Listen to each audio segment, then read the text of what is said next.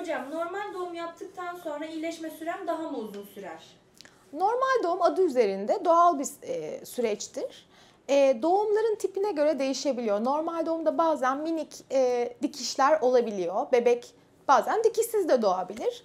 Aslında ilk 7 gün birazcık dinlenme zamanı, lohusalık evresi. 40 gün geçtikten sonra lohusalık bitince normal doğumun hiçbir ne dikiş izi kalır, ne hastada psikolojik bir izi kalır. Bebekle anne çok güzel uyumlu devam ederler.